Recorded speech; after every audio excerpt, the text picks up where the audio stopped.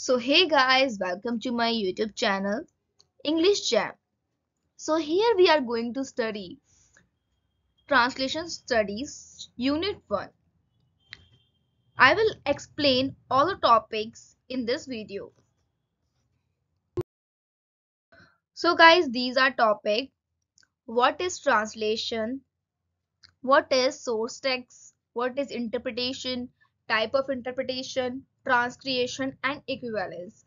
We have to cover all these topics in this video. As I know you have exam on 24th December, if you want to get a good marks, you will have to watch this video. I can assure you, you will get a good marks if you watch this full video, and I'll also upload all the units as soon as possible. So our first topic is, what is translation? It is a process of conveying message from one language to another. एक language से message convey करना दूसरी language में, that is called a translation. The process of translation is similar to the process of communication. जो process of translation है वो process of communication से बिल्कुल सिमिलर है. कैसे? जैसे कि मैंने आपको ये point English to Hindi translate करके बताया, सो मैं आपसे ये ट्रांसलेट भी कर रही हूँ, ऑन द अदर हैंड मैं आपसे कम्युनिकेट भी कर रही हूँ. That's why the process of translation is similar to the process of communication. It is the act of converting the meaning of a message from one language to another. एक language से message को convert करना, किसी message का meaning convert करना दूसरी language में, that is also called a translation. The process of translation include at least 2 language. If you want to do translation, आपको 2 लैंग्वेज की जरूरत पड़ेगी. The translator should be well versed in both the languages which are used in the process. So, what is translator? जैसे कि मैं आपको Hindi to English and English to Hindi समझा रही हूँ, तो मैं आपके लिए क्या वर्क कर रही हूँ? ट्रांसलेटर का वर्क कर रही हूँ. जो ट्रांसलेट करता है उसे हम ट्रांसलेटर कहते हैं. जैसे कि मैं आपको इंग्लिश टू हिंदी समझा रही हूँ, अगर मुझे दोनों लैंग्वेज की नॉलेज नहीं होगी तो मैं आपको कैसे समझा पाऊंगी?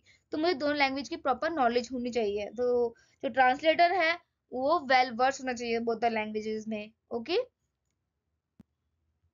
World has become global village specially after the emergence of globalisation.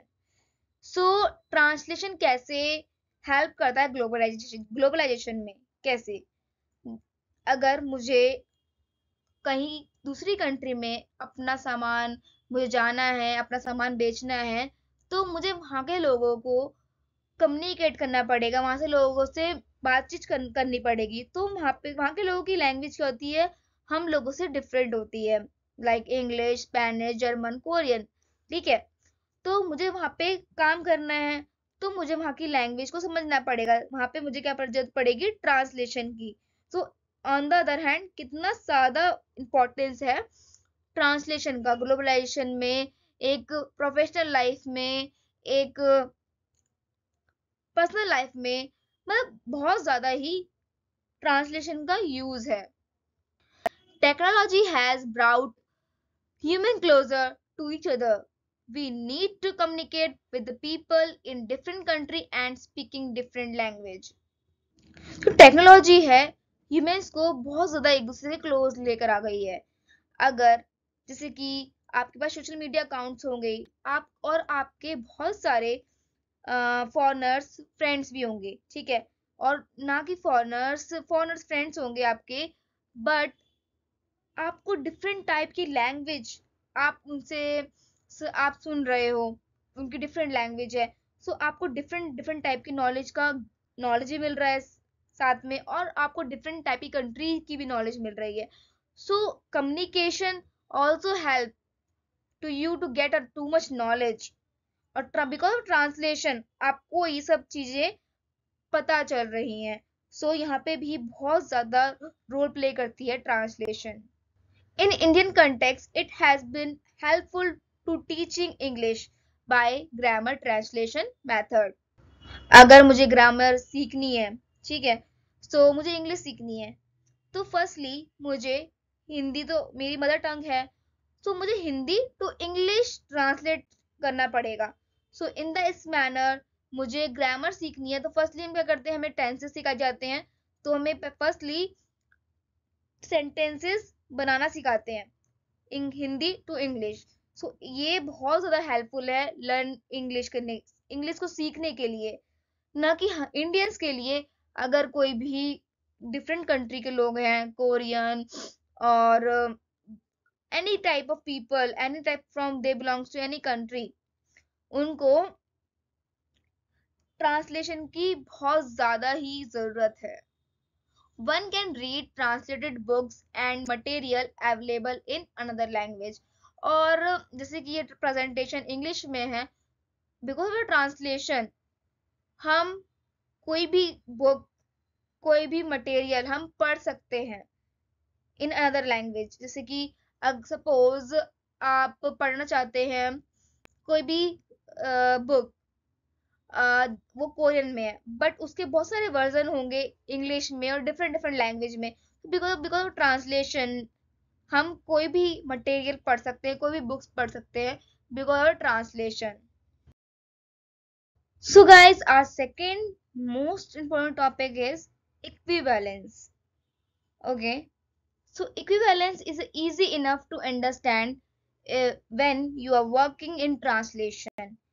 You have two sets of language, your source language which you are translating from and your target language which you are translating into. That obvious enough.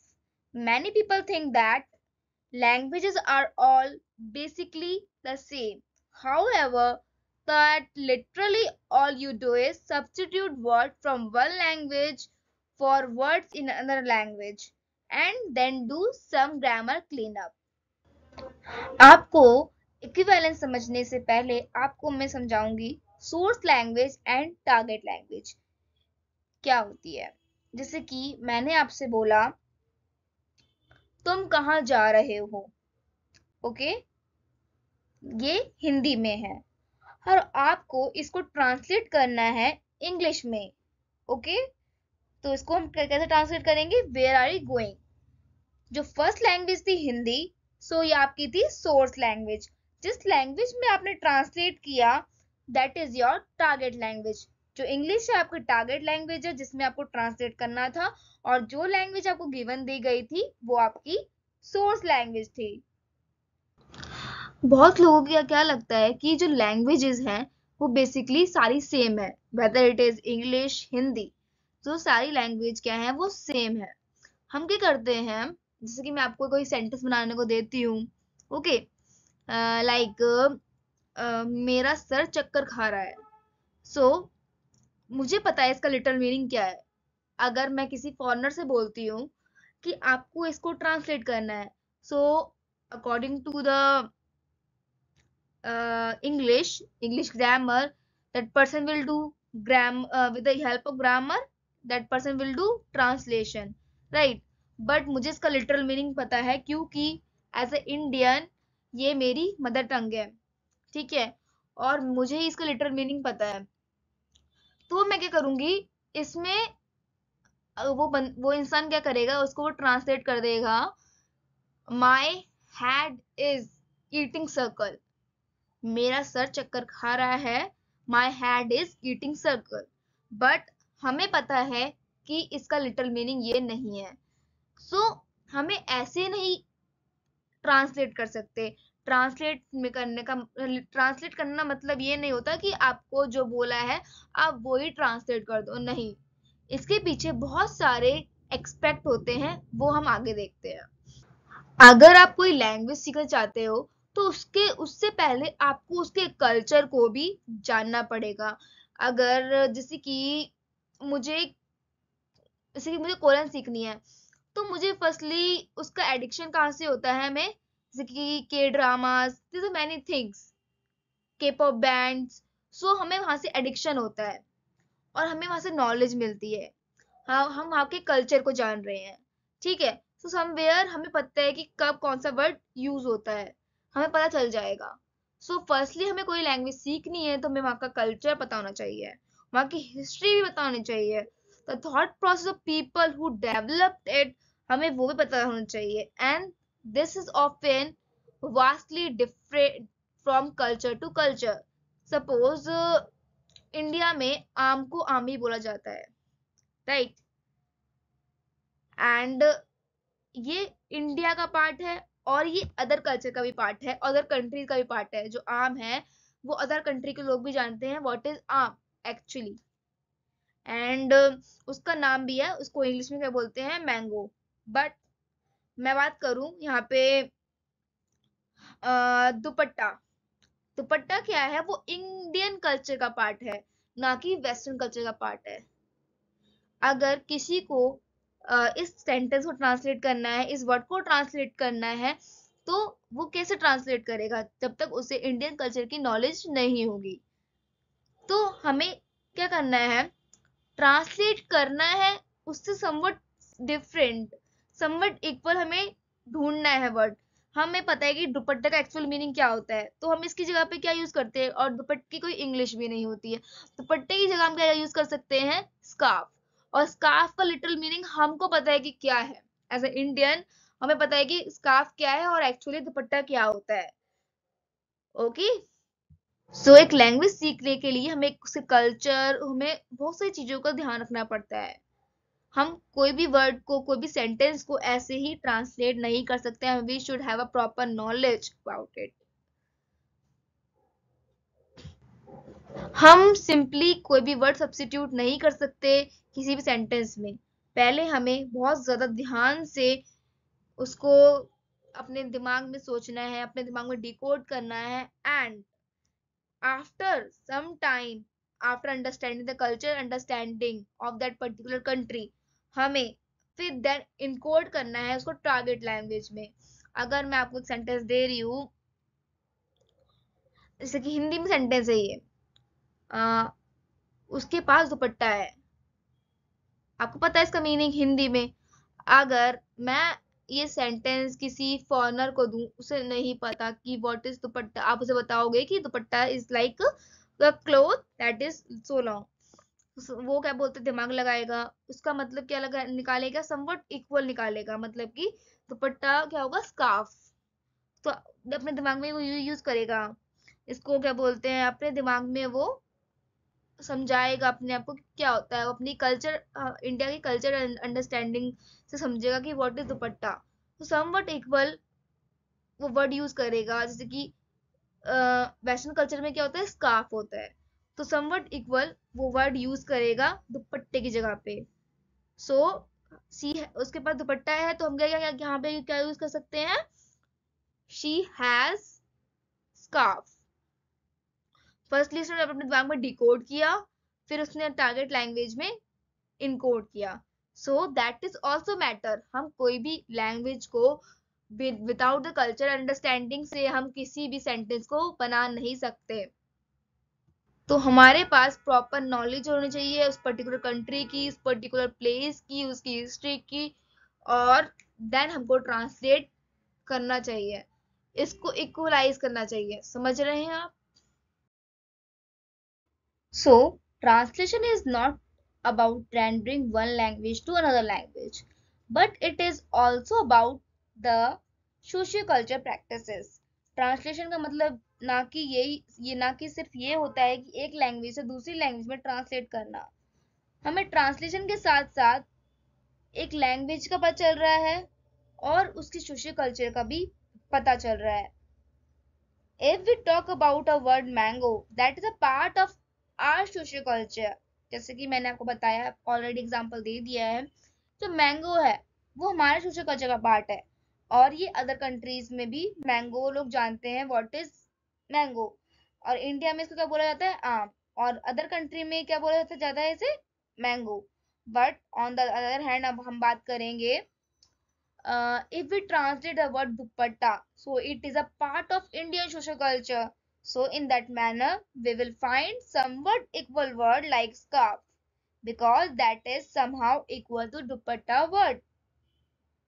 अगर मुझे word दुपट्टा translate करना है, तो मैं दुपट्टा का मुझे actual meaning नहीं पता, और ये इंडियन कल्चर का पार्ट है, इंडियन सोशल कल्चर का पार्ट है, तो मुझे समवट इससे इक्वल वर्ड मुझे लेना है, that is a scarf. So but Indians को पता है कि what is actually scarf and what is actually दुपट्टा। दुपट्टा क्या होता है, बहुत बड़ा होता है, और स्कार्फ क्या होता है, छोटा छोटा होता है। तो आपको पता है कि इसमें क्या डिफरेंस है मेजर, बट समवट ये इक्वल है ना, इसमें बहुत ज्यादा अंतर नहीं है, ये इक्वल है। सो हम कुछ भी ट्रांसलेट नहीं कर सकते, हमें इसके पीछे की कल्चर अंडरस्टैंडिंग भी होना बहुत जरूरी है। We will have to decode in your mind first because it doesn't make sense. That is a literal meaning. Using context and culture understanding, you have to encode then substitute. Firstly, आपको decode करना है अपने mind में कि क्या बोल रहा है सेंटेंस, कि इसका एक्चुअल मीनिंग क्या है। हमें हमेशा लिटरल मीनिंग पे ही नहीं जाना है कि इसका लिटरल मीनिंग क्या है। जैसे कि मैंने एग्जांपल लिखा है यहाँ पे, मेरा सर चक्कर खा रहा है। अब मैं इसकी ट्रांसलेटर लिटरली ट्रांसलेट कर दूं कि इसका लिटरल मीनिंग क्या हो सकता है, बिल्कुल हिंदी टू इंग्लिश ट्रांसलेट करूंगी तो क्या होगा, my head is eating circle. इसका कोई सेंस बन रहा है, देयर इज नो सेंस। सो इसके पीछे की मुझे अंडरस्टैंडिंग होनी चाहिए, कल्चर अंडरस्टैंडिंग बहुत जरूरी है कोई लैंग्वेज सीखने के लिए। देन आपको इनको इनकोड करना है, देन आप एक प्रॉपर ट्रांसलेटर कर बन पाएंगे, एक अच्छे से किसी भी लैंग्वेज में ट्रांसलेट कर पाएंगे। लिटरल मीनिंग पे हमें ध्यान नहीं देना, हमें उसका उसका मीनिंग होना चाहिए। लिटरल मीनिंग नहीं होना चाहिए, उसका एक वैल्यूएबल मीनिंग होना चाहिए। So I hope you understand what is equivalence. हमें इक्विवेलेंस देखनी है, ना कि उसमें लिटरल मीनिंग देखना है कि दोनों जो सेंटेंस है सोर्स लैंग्वेज में और टारगेट लैंग्वेज में, उनका कोई मतलब बन रहा है कि नहीं बन रहा। हम कुछ भी नहीं बना सकते, हमें पहले दोनों लैंग्वेज की कल्चर अंडरस्टैंडिंग अच्छे से होनी चाहिए। आई hope you got it. So let's move on our third topic, that is transcreation. It is a process of developing and adapting a text from one language without any change in meaning, intent, style, emotion, tone, context of the source material. आपको बताइए कि source material क्या होता है, जो original work होता है, जो आपको गिवन दिया गया है।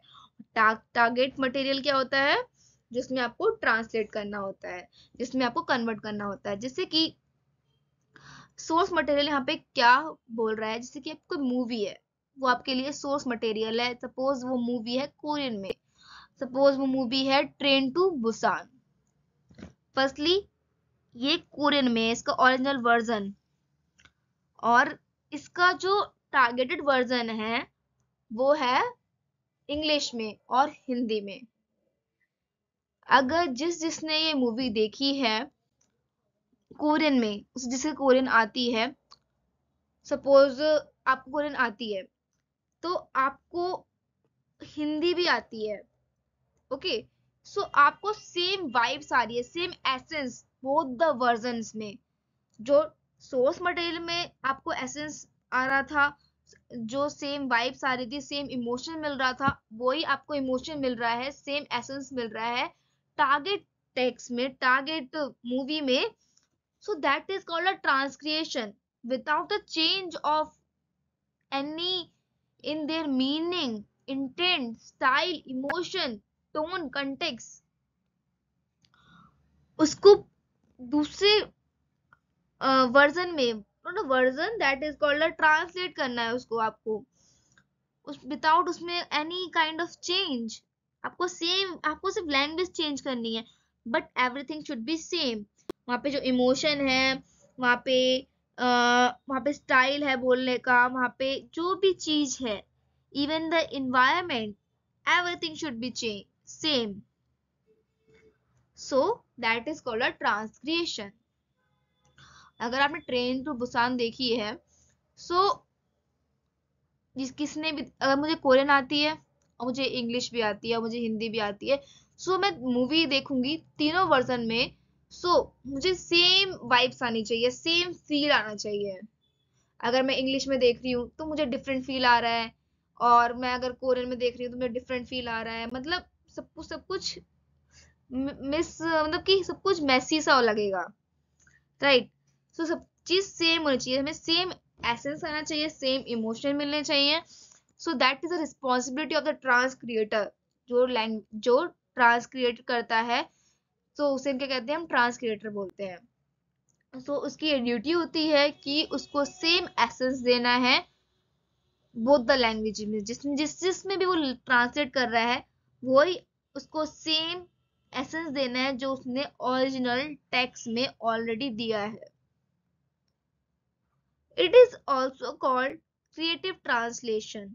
इसको हम क्रिएटिव ट्रांसलेशन भी बोलते हैं. It is a process of taking a concept in only language and translate it into another language.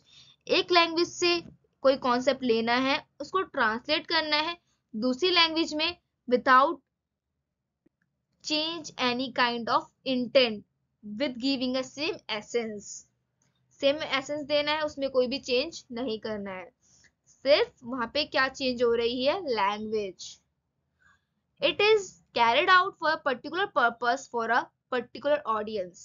ये सिर्फ पर्टिकुलर ऑडियंस के लिए ही किया जाता है. जैसे कि अगर आप के पॉप के ड्रामा के फैन हो, आपको के ड्रामा दिखना पसंद है, राइट. बट पहले के ड्रामा कोरियंस में थे, कोरियन लैंग्वेज में थे, राइट. बाद में उसको इंग्लिश में ट्रांसलेट किया गया, और अब तो वो हिंदी में भी और बहुत सारे लैंग्वेज में भी ट्रांसलेट किया जा रहा है. So because of the particular audience जो बहुत ज्यादा इंटरेस्टेड है हॉलीवुड में, के पॉप में, के ड्रामाज में, सो ये उनके लिए किया जा रहा है, for a particular audience. The transcriber recreates, reproduce and give a new life to source material, and then the end result evoke the same result, emotion and implication in the target language. जो translator क्या करता है, recreate करता है, reproduce करता है and give a new life to the source material.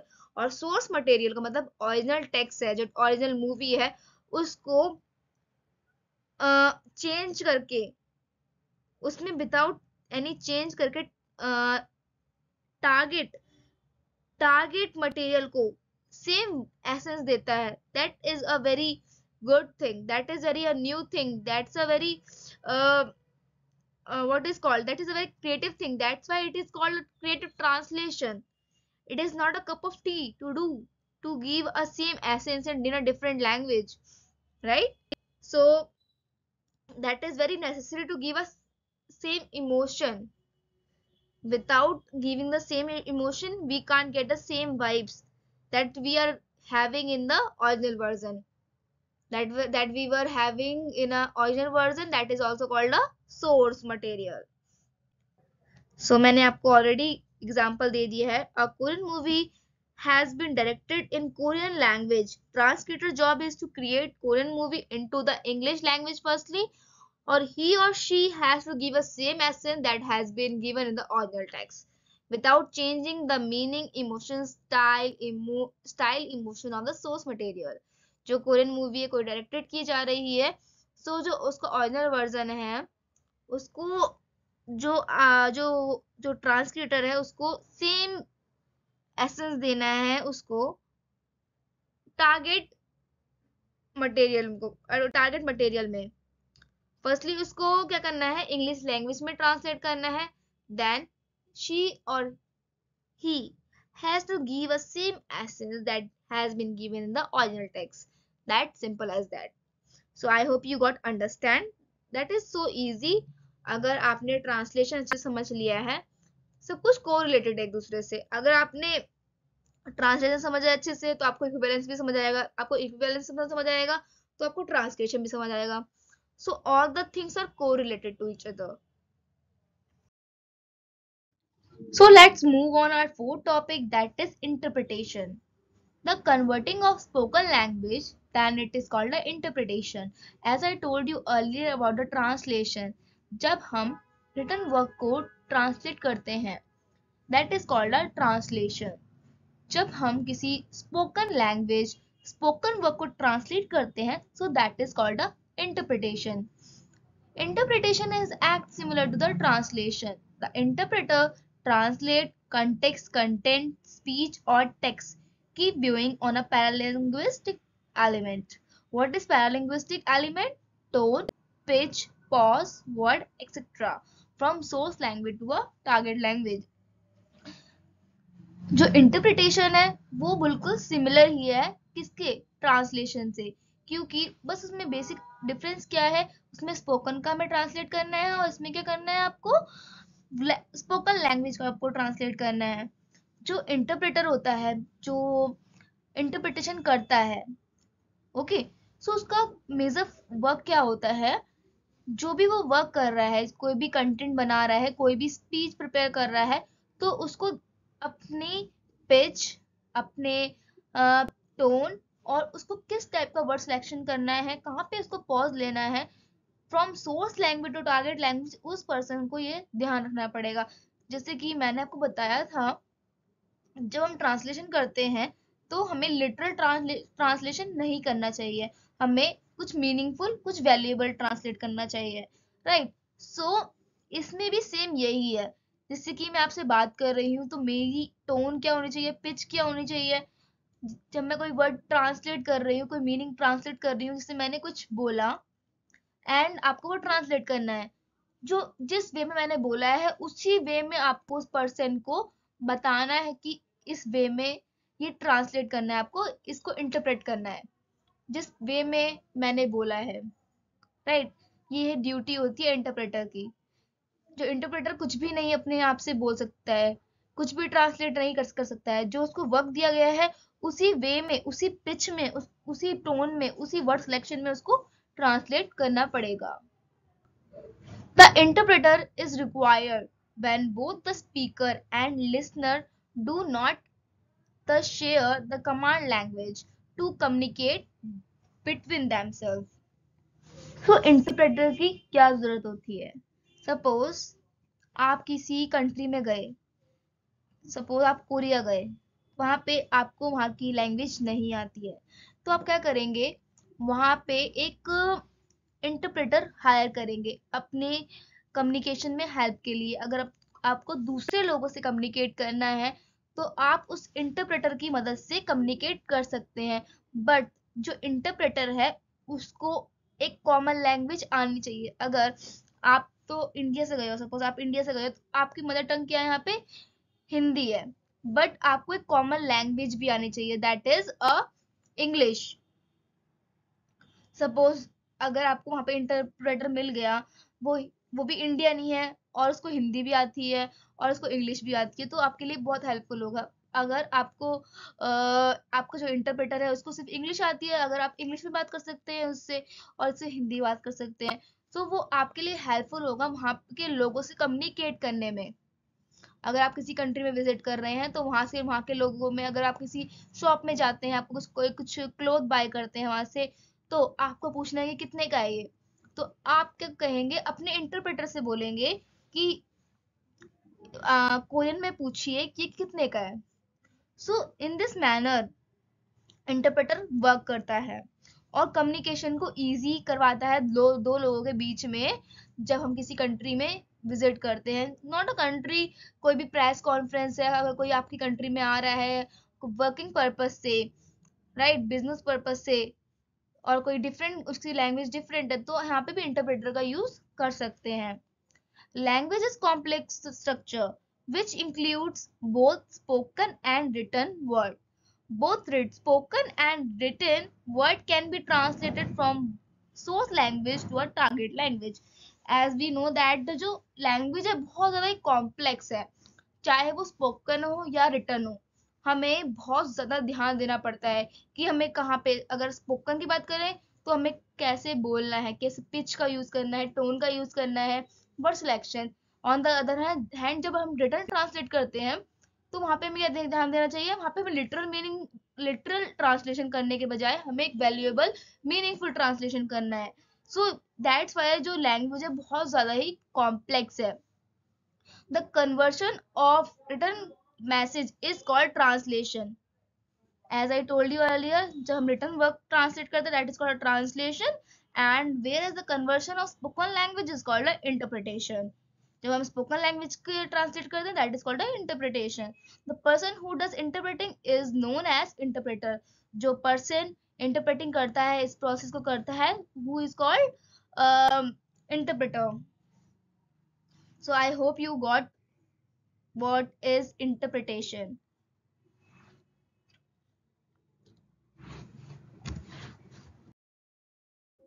So in our previous slide, what we understand, what is interpretation.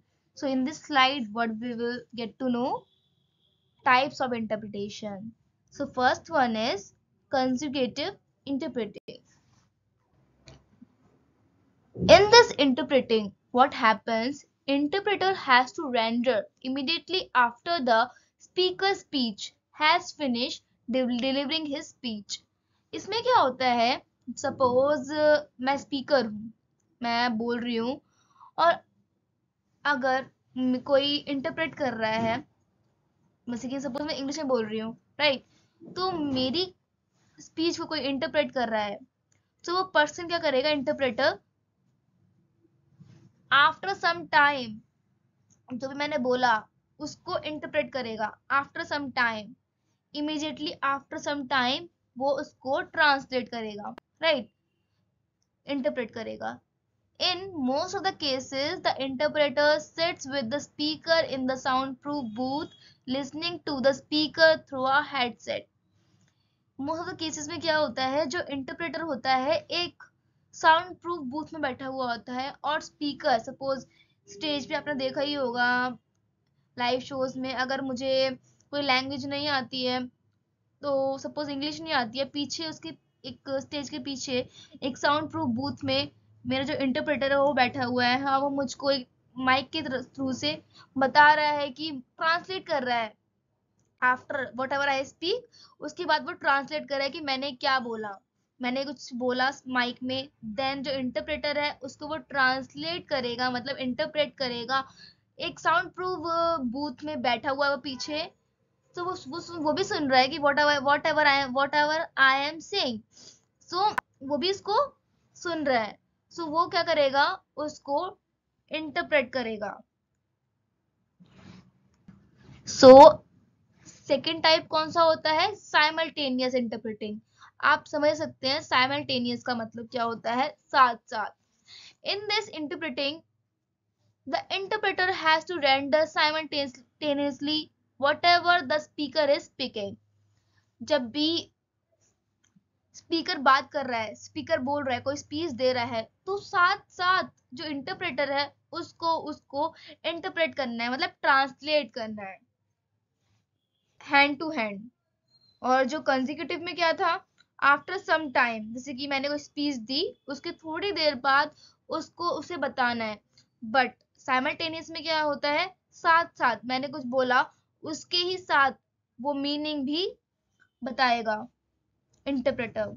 In case of meeting and speeches in an international organization like UNICEF, WHO, delegates come from different countries and they have to rely on simultaneous interpreting. And in India, Indian Constitution also provide interpretation in speeches in Lok Sabha under Article number 120. Suppose like as you have watched the Lok Sabha meeting, so क्या होता है वहां पे, अगर वहां पे कोई candidate है उसको हिंदी नहीं आती है, पर्टिकुलर लैंग्वेज नहीं आती है, तो वो क्या करता है, वो इंटरप्रेटर का यूज करता है. और ये आर्टिकल नंबर 120 में भी मेंशन है. अगर कोई यूनिसेफ से या फिर डब्ल्यूएच से कोई डेलीगेट आ रहा है, मतलब कोई भी पर्सन आ रहा है, और डिफरेंट कंट्री में, क्योंकि वो यूनिसेफ एक इंटरनेशनल ऑर्गेनाइजेशन है, राइट, और डब्ल्यूएचओ भी एक इंटरनेशनल ऑर्गेनाइजेशन है. सो जब भी वो डिफरेंट कंट्री में विजिट करते हैं तो उनको साइमल्टेनियस इंटरप्रेटिंग पे डिपेंड कर होना पड़ता है. So I hope you are got understand, I will explain again.